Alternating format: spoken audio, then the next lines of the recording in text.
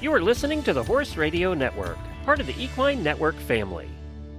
Well, hi, everybody, and welcome back to the WESA Retail Roundup. I'm Glenn the Geek, founder of the Horse Radio Network and host of Horses in the Morning for the last 16 years. It's the only daily show for the horse world. And we've been doing this show for a long time, too, and we're talking about everything to help a retailer or small manufacturer out in this world, and this world is getting more complicated by the day. So hopefully this content that we've been giving you every Thursday here for the last several years helps you run your business a little bit better.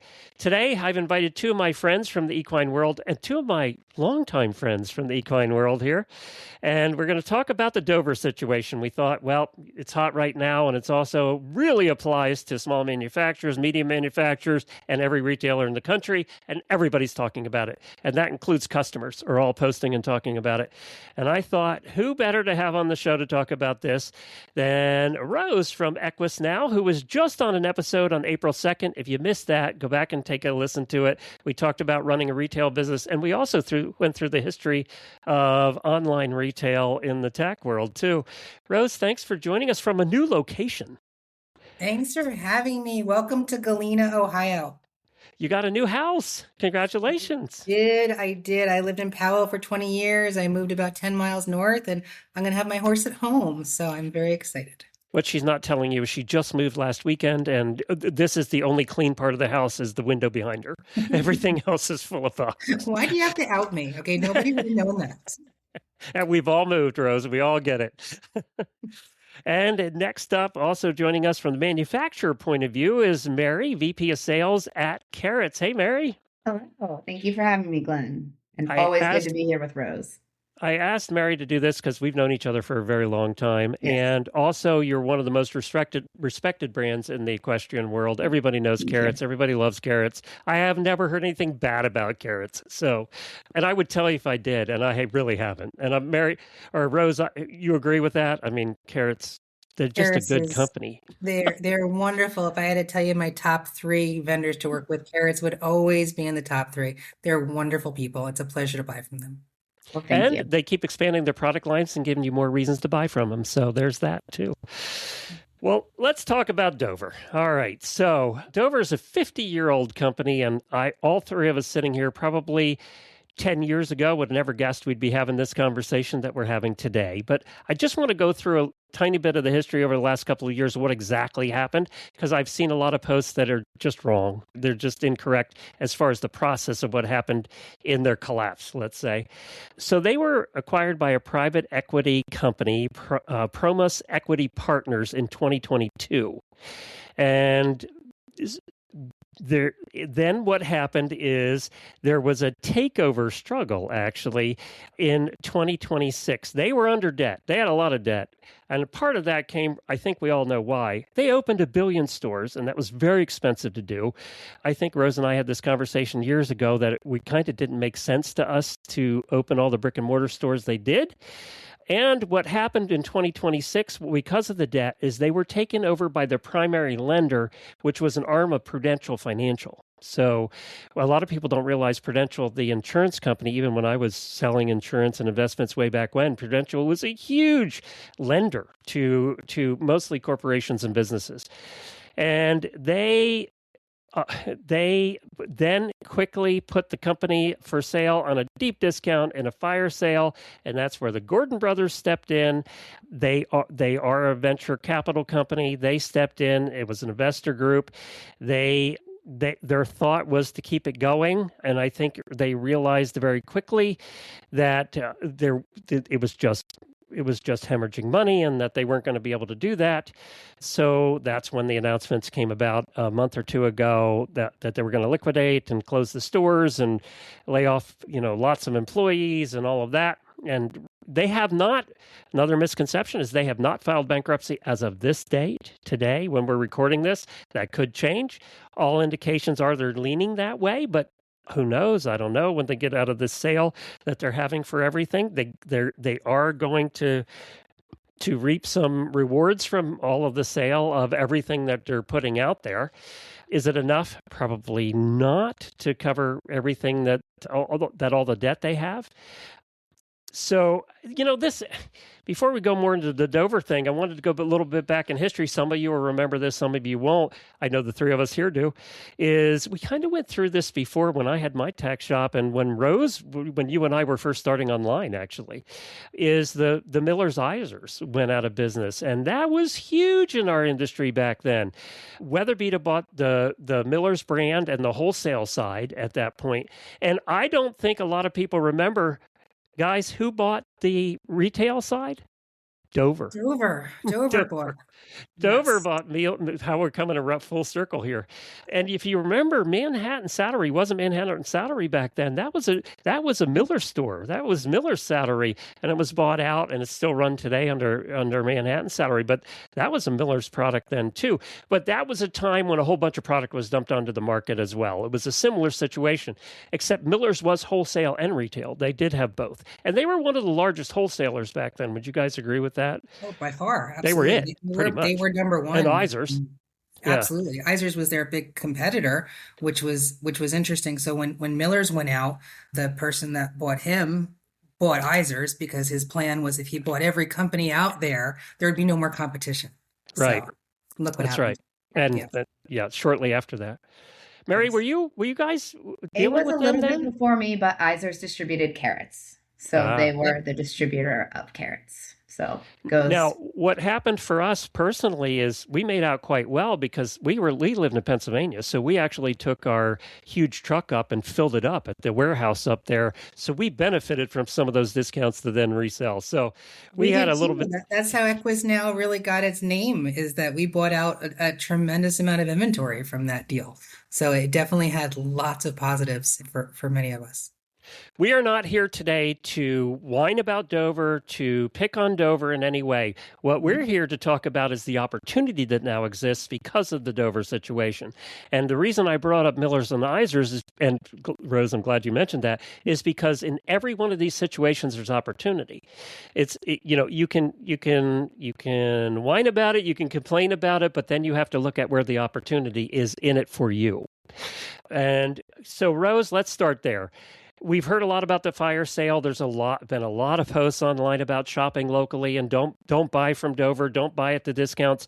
Discounts aren't that great yet, but they will become great. They're going to go to greater discounts as we go along. It's just the way it works. And how it will hurt retailers across the country. What's your thought? Well, just as far as the shop local movement, I love that. I am absolutely in awe of the people that are coming out to really shop local. I mean, our store alone in Columbus and Cincinnati has boomed in the past 2 weeks. I wanted to ask you that. Yay! Yeah, so I really think that's a great thing, and I love that movement as a whole. As far as the fire sale and the inventory dispersal, one of the very first things I did is I went onto the Dover website to see what they have. Like, what do they have? And I encourage everyone to go see what they have that's worried about all this inventory flooding the market, because there's nothing there. I mean, you can get a helmet in a 6.5, you can get a helmet in a 7.5, but there's no core sizes. So there really is not a ton of inventory that's going to affect your sales. So don't put too much stock into that. They were selling down before all of this anyway, right? So, and every business going out of that knows they're going to go out of business does that. They're selling down. I was in Aiken this past January, and the Aiken Dover store was one of the better stores. It was lovely. It was similar to the New Jersey store as far as scale and inventory. And I walked in, and there was one pair of tailored sportsman breeches in the whole store, sitting all by itself on this rack that could fit 50 pairs of pants. There was one pair of tailored sportsmans. There were 2 pairs of socks. There was 1 Breyer horse. And this was before everything came out. And I asked the gals that work there, who were lovely, I said, "How's business?" And they said, "Oh, it's good. Business is good." So if you couldn't tell that was going to happen, I don't know what you're looking at, but there was nothing left in the store. I got to say, though, I've been to our Tractor Supply locally, and it always looks like they're going out of business because there's always so many empty spots at the Tractor Supply, too. So, Mary, I wanted to ask you, let's switch a little bit. We're going to come back to the retailer side, but also from the vendor side, there's a lot of especially smaller to medium-sized vendors who Dover was a big account, right? And like all big accounts, they tend to normally have a long payment schedule. It's 3 or 4 or 5 months before you get paid. And then, we're getting into this cycle and they're adding to their order, they're adding to their debt. And as a vendor, you're going, okay, should I take this order even though they owe me a lot of money and I don't want to lose them as a customer? It's always that tough balance there, right? How does a vendor not get in too deep with a big company like this and then also keep their relationship going? Yeah. I mean, that definitely one seems tough. And that timeline you give is certainly a longer one than any manufacturer would really like to extend. But we've all seen it. We're fortunate that we have long-term relationship, and we do actually offer terms to all of our retailers. So Dover actually didn't have any special negotiation with us that any of our other retail partners didn't have. So, I mean, we were in a fortunate position in that way.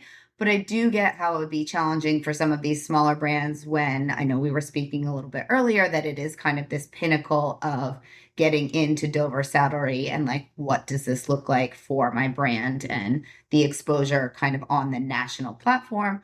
Because really what was nice is that 34 doors of the retail location and that multiple exposure with one retailer. But I think what kind of happened even starting back at COVID for at least us as a larger manufacturer, our dependency on Dover has really been reduced. And a lot of that has also happened from the strength of other stronger retailers across the country that have really stepped up to the plate as well. So we've kind of diversified as a manufacturing partner on where we look at our sales. And so that's really helped insulate us in the marketplace. We always talked about the Walmart effect, right? Walmart's your big customer. It's 90% of your business. Walmart drops you. Now you only have 10% left. It's so important for everybody to have this. If you had 50 of the smaller ones and one Dover, then when Dover goes away, you still have the 50 smaller ones, right? You do. And we are very fortunate that we have over 250 active retailers in the US. And I would love to keep building that up and keep really using this as an opportunity for retailers to step up to the plate, especially in locations where these stores are closing, because at the end of the day, our Dover business was strong and there are customers out there that are going to be looking for places to shop, and especially places to shop in person. So that's so great to hear from Rose that the local market is great and people are coming in. Like, so how can we keep driving that more? So, Rose, what do retailers have to do now to pick up that Dover business? Do they have to do anything different? Did they look at adding to a line? What do they look to do right now, or just be there and build and be that community source that everybody is talking about these days, right? I think all of the above. I think that the concept of just sitting there and waiting for people to come in is totally ridiculous. That no matter how long you've been around, you have to be an active marketer of your business. You are responsible for getting people in the door. And the fact that people are going to Dover and not coming to your store, there's a reason for that. You have to get them in. You have to create events. You have to create a level of fun. I mean, people go to places that they feel good. And if they don't want to come in your store because it's the same old stuff, they haven't seen anything new, well, that's on you, So you really have to constantly change your inventory, change your merchandising, go out to Barnes. Jack Levy, I'm going to quote him because Jack used to tell me, Rose, this is the easiest industry in the world because you know where your customers are. And he's right. You go to the horse shows, you go to the barns, you talk to them, you create a relationship, and you really have to work on building the relationships with your local professionals to grow your local business. The two are symbiotic. They definitely have to work together. I look at it this way: the big online retailers, the Chewies and Amazons or any of those, they have customers, right? what a smaller operation can do is they can build a community. And there's a difference between a customer and a community. And actually, I think Kerrits did a really good job of building community before that was even a thing. I think you guys did a terrific job of building community because there was brand loyalty there, but there was also community there. I mean, we definitely try, and we try to make it all about partnership and kind of like going off of what Rose said. It's definitely events and just anything that can drive traffic into your store, even if you don't think it's a monetary event, because that gets people coming in. And then I would piggyback on that for the retailer to really lean on your manufacturers. And like, we are always happy to partner with you to do anything. Like, you just need to ask. Like, we recently did Cool Core Tight giveaway. Like, it was no purchase necessary. All the retailer had to do was sign up. And the intention was for people just to go in and sign up to win a pair of tights. This was a nationwide campaign. Anyone could win a pair of tights. Each store is able to give one away. But all it is getting people in the store. Hopefully they'll buy something when they're there. But really just like, what can you do? We are happy to sponsor this. Like, it's just all about the conversation and the communication of what else can we do? Like, what's the next idea? Like, what do we need to do? Because like, we are only successful if our retailers are successful. So we just have to keep that communication going. And that's certainly like what we want to do as a manufacturer and a brand. Rose, do you have any thoughts on that? I think what Mary said about leading on your vendors, that is something that's available through literally every vendor, that you do any sizable business with. And they want to be partners. They want to do things in your store that's going to promote their brand. Okay. So think about it. It's such an inexpensive way to market that brand by that brand sharing, whether it's product or marketing promos, but use them. It's free. It's a free marketing, and pair up your events with those brands. Christy at St. Croix, she's done a lot of great events that are married to vendors. So she'll do an Equinavia weekend, and the whole weekend is devoted to that brand, and that brand's going to furnish lots of prizes to drive people in the door. Think about how you as a retailer can market that vendor. Okay. And think about it. That vendor is truly thinking about marketing dollars. How much are they getting out by giving you their product? And the more you can market, the more they're going to give. So that's a key thing, is marketing. So let's switch gears again a little. Mary, I wanted to come back to how long do you extend out credit before you go, okay, that's enough, to any retailer? Is there a time that you do 60 days? Are there past 60 days? I mean, you cut them off? Standard What do you terms do? are net 30. So Net really 30. that's all that we offer. And really, like, beyond that, we are following up and checking in with an account, and really not. Are you selling them anymore after that? If they're late, are you selling them anymore after that? If they're late? It depends. And it really is about communication. So and I always say this with a retailer too, it's back to the partnership. Like, if you're communicating with our accounting department and we have a plan or something like that, then we're always going to work with you as well. If we have payment plans in place or things like that, like, again, it's going back to be successful, but we do run a pretty tight ship on how our orders come in and go out as far as payment is concerned. And I think too, due diligence here, right? From a vendor point of view, we all saw this one coming a while back. I think if I was a vendor, I would have been apprehensive to do that additional order when Dover placed it, and I already had them at 90 days, right? Because you could see the handwriting on the wall. I think due diligence and being aware of your customers also is, and that's easier than ever now, than it ever has been in the past, is that due diligence. Yeah, absolutely. I mean, I think having kind of like guardrails with your customers on all things, just because you want to make sure, again, back to partnership and communication. So it's a lot of the same words, but it's really just having this open communication and touching base on all fronts. And like, we have a great team in our office that is willing to work with you and talk about everything. And it's really that open conversation that keeps things going as well with us. And that is much better than silence as well. Like, if you're having a problem or you need an extra 5-10 days or something, just communicate that with us. And then that's like way better than not answering the phone or answering an email from our accounting team's point of view. How big was Dover currently? In my mind, it kind of went out of my mind. More of the Chewies and the Smart Packs and the Amazons of the world, right, were more in my mind than the Dover was, as compared to 15 years ago when everybody got the catalog, right? Everybody was getting the catalog. I mean, Rose could probably speak to this a lot more. Like, yes, they had stopped doing like their big mailer. For us as a company, they did some core product and then a very like narrow assortment of what the Kerrits brand is now. So were they going more to really private label anyway, weren't they? And then they did a lot of private label. Yes. Yeah. So for us as a brand, we actually now see that as an opportunity. Rose? Again, this is a little bit out of my wheelhouse because I don't have any access to any kind of numbers. When they were a public company, it was very easy to get accurate data. The last I heard, they were doing about 82 million a year. I mean, that's a sizable amount.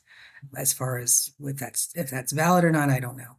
But I do know that from the vendors that I work with, they've said the same thing as Mary, that they really have bought very lean buys of certain products and from name brands, and the rest of them were truly private label products.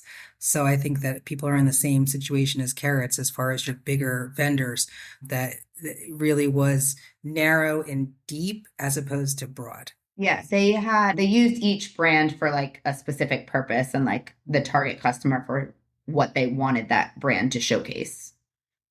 Yes. Let's talk a little bit, too, about the other thing that's been totally thrown under the bus in a lot of these posts. And the posts were well-meaning. I'm not saying they weren't. And they really were trying to drive traffic to local stores. And the local stores that had Dover in the area should be doing boom-up business right now. They should be very happy about this whole situation. I know that the stores in Ocala are probably very happy because they were going to open a huge one at WEC. And assume that's not happening anymore. So, and we got good stores here. We have the Tack Shack and, Seminole. We have we're really lucky in Ocala, actually. We have like 20 tack shops within 10 miles here. Venture capital companies, private equity firms really have gotten thrown under the bus. And I just want to make a comment about that, having been in the investment world for a long time, is they're not all created the same, just like anything else. There's good and bad in everything. Sometimes we cover on Horses in the Morning, we'll cover a discipline and we'll get 10 emails about how horrible that discipline is, right? I don't care what it is. And our response always is, I could say that about any discipline in the horse world. There's bad actors in every discipline. We all know it, right? And what you try and do is work from within and without to eliminate the bad actors. But that's 10%, 5% of the whole community, right? In whatever discipline we're talking about. It's true of anything. It's just true of human people, right? There's good and there's bad. And so this private equity firm, maybe not the best, and obviously mismanagement was along the way, and there was a lot going on there. I've dealt with some really good ones. I sold the Equine Network. Equine Network is owned by a private equity company, and it's been terrific. I've been here for 4 years. How many principals sell their company are still around 4 years later, right? That never happens, and they've been very good to me. Now, it's been sold again, and we're hoping from all the research I've done that that's another good company. But you guys have seen this too, and you have some experience with that too. Mary, you have any experience with that? I mean, Kerrits actually has been privately held for 9 years now, and we have wonderful owners, and they are fantastic and supportive. And yes, it's private funding, but I don't think they should be grouped in the same way that people negatively speak to private equity. Like, they buy brands they believe in and build it into a portfolio that they want to continue on with, and have been nothing but supportive. And also, I think what's been really important for us is they keep the people in place. So it is the same people in our company that were there when Carrie founded it, or many of the same. But I think that that's a lot of what's really helped as well for like the decision making and driving what helps Kerrits be successful. But they really like let the brand flourish in that regard. Yeah. Rose, I don't know if you have anything to add to that. I just wanted to get that point across. Well, I like Mary said, I think that the private equity buys where they haven't changed things, where they haven't gutted the company and brought in their own people. They bought the company for a reason. They saw something in that company that they really wanted. Why would you gut the company and change everything? I mean, just let them do what they're good at and maybe offer some advice here and there. That's great. Yes. But yeah, they're like Mary said, there's good ones, there's bad ones. This was an example just of a really bad one with the Dover situation. Well, and two, I think they set out to they don't buy, you're right, they don't buy a company to lose money. They want to make money. That's the whole deal, right? Whether they're doing it through income now or selling it later, that either way, they want to make money. They don't care. Not all of them are good at managing the vertical they bought into. And I think that's kind of what happened here. They just weren't good at managing the vertical. And a lot of the Dover people left that actually knew what they were doing. So it was kind of a situation that was destined to fail eventually in this case. It's a difficult niche. I mean, we're truly a niche market. And I mean, if you don't have knowledge in this particular niche and you're running a company and you don't have that support team to really guide you, I can't see success in the future. You really have to have knowledge of the sport to be successful. I've always said, and I've gotten in trouble for this over the years on air saying this, but horse people are different. They're different. We are. We're special. And the industry is also like, and we say this a little bit like with fashion, but we're a little bit behind too. So it's also like trying to now use our tools to catch up. And I would also encourage retailers to use their tools. Like there are lots of tools out there and that will help propel you as well in continuing on this journey, but meeting the customer where they are, but you don't have to do it alone. There are things that can help you. Right. And we've had episodes here on AI and how that is a tool that can help. It's not an evil force. It's a tool that actually can help you. All right. We're going to end on this. What does the future hold for retail in the horse world? Is there a place for smaller tack shops that can survive? We see a lot of them going out of business, right? Can they survive? And then the follow-up question is, can they survive without online sales? So, Mary, I'm going to start with you. Is there a place for smaller tack shops, new smaller tack shops, people coming into the world? Absolutely. Yes.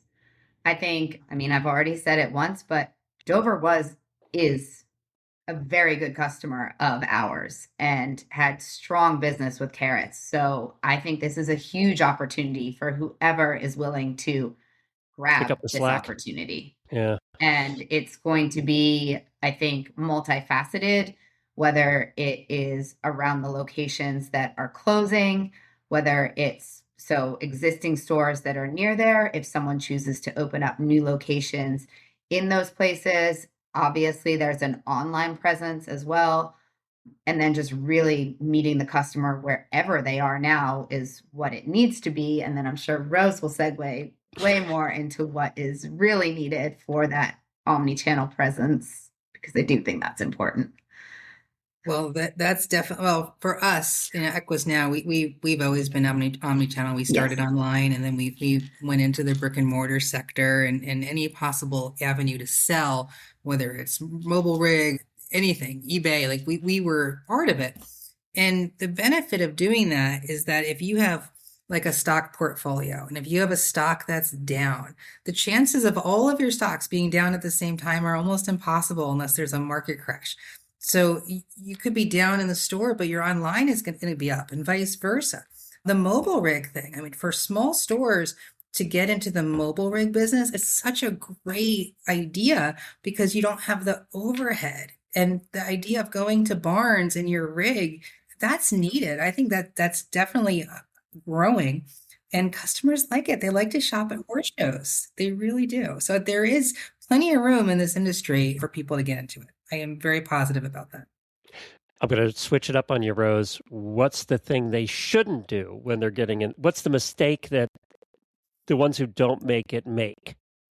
Where to start? I have so many things. I've always wanted to do like a tack shop nightmares, like going into stores, like in that show. What's his name? What's the guy? The Kitchen Nightmares. Kitchen Nightmares. I would love to host Tack Shop Nightmares. A big thing is stop buying from everybody. Pick your favorite vendors. Pick your top vendors that have the biggest selection.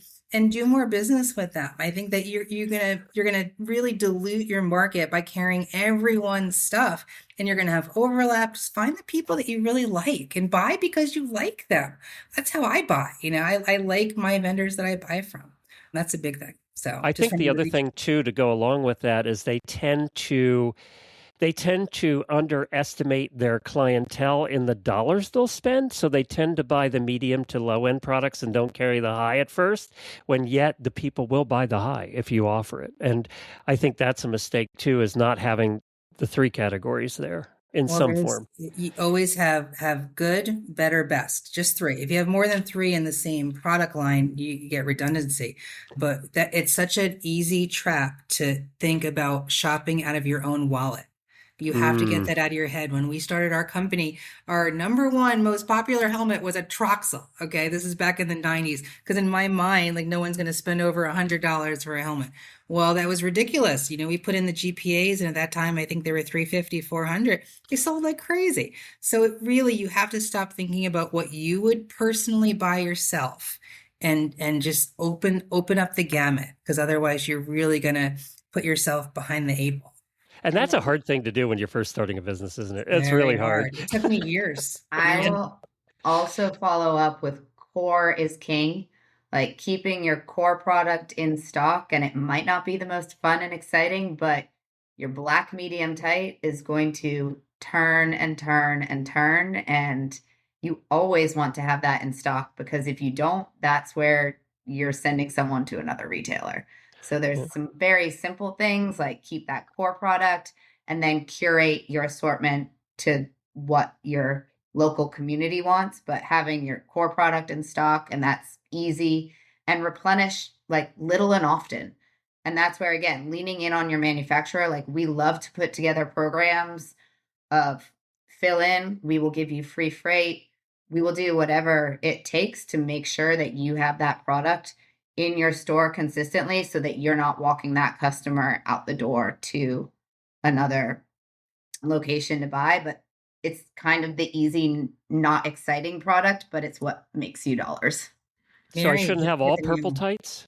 Should have some black ones. The purple I shouldn't tights? have Well, all they're purple fun, tights? and they draw the customer in to look at the rack, but 9 times out of 10, someone's probably going to buy black. Yeah. And customers will only think about it. Okay, so you have a customer that came all the way to your store, okay, and you don't have what they want. How many times do you think they're going to come back to your store?